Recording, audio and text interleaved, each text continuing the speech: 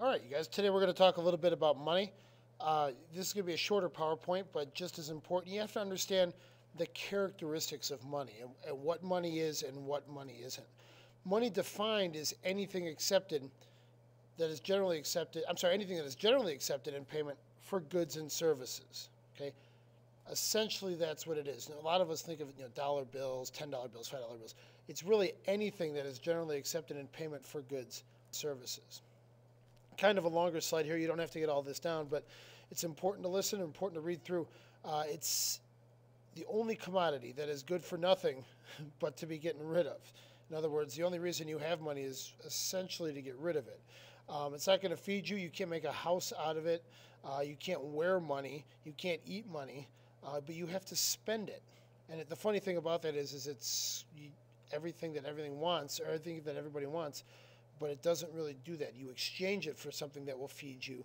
You exchange it for something that will clothe you or shelter you, and somewhere down the line. Okay.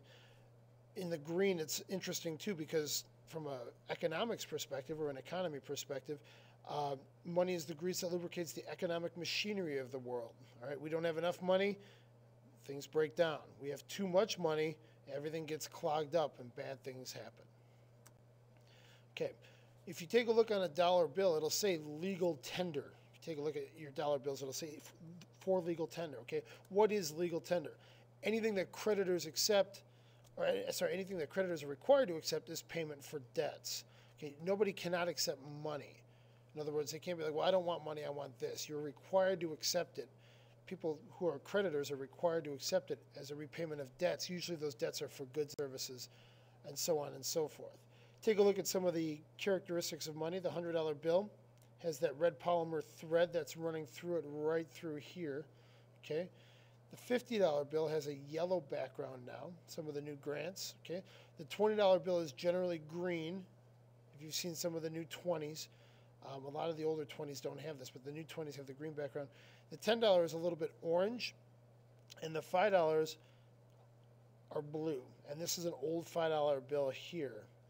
Okay, but the blueness is, all of these intentions with the blue here is they're hard to counterfeit. They're essentially hard to counterfeit. That's what you're hoping for. Okay, is that hopefully something or somebody won't be able to counterfeit them. Back before, it was real easy to print money.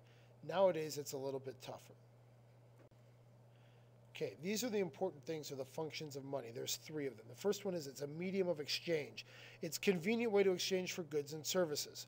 Money can be a medium of exchange. When you go down to cafeteria, you're going to give them $2 for that calzone. That's a medium of exchange.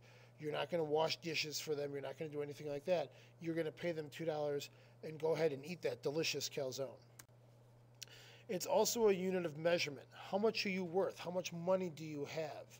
How much money is there to be had? Okay, he's a millionaire. He's poor. She's wealthy. She's not. Right? How do you determine that? Well, you use money as a unit of measurement. The last one is it's a store of value too. Okay, how much wealth you have is dependent upon how much money you have. Well, you've got to have $1 or several $100,000 in order to be wealthy. Right? If you're spending all that money, you're not wealthy. If you spend all that money, you're just as poor. Okay, so you're able to store wealth. You're able to have that money in the bank. Okay, properties of money. This is very important. It must be durable, right? In other words, it must hold up. It must be portable. Okay, you can't walk around with a half a ton of bricks and be like, well, this is my money. Okay, it's going to be tough to, A, walk around with a half a ton of bricks, and B, pay somebody with that half a ton of bricks. Divisible. You have to divide that money up into smaller parts if need be. And identical. Okay, if you've got that half ton of bricks, the other half ton of bricks that people are trying to trade for have to be identical. You can't say, well, I've got a half a ton of bricks, so I'm wealthy, or I've got 3 pencils, so I'm wealthy. What do 3 pencils equal? I don't know, but what do dollars equal? Everybody knows what a dollar equals. Okay, and it has to be scarce. It has to be scarce. Money is scarce. All right, you guys as teenagers know that. It's tough to find money nowadays. And lastly, it's stable in supply. Okay, who controls the supply of the money here? The federal government does. They need to make sure that it's stable. If we put too much money into it, then it's going to become less and less, worth less and less. Everybody's like, well, why don't we just pay off our $1 trillion debt by printing $1 trillion? Because that's another $1 trillion that's actually in the market. And that's going to make the dollar you have in your pocket worth much less. Okay, fiat money is actually what we have right now. Paper money that is not backed by or convertible into any good. We're off the gold standard. Okay, we have fiat money. Any type of currency, coins or paper money, is a fiat money. Anything that you have in your wallet right now that's paper, that's got a dollar bill or $1 or $5 or $10 or $20, that's all fiat money. Okay, why does fiat money have value? Well, it's useful and relatively scarce, and it's mutually acceptable. I'm going to give you $5 for a good that I think is worth $5.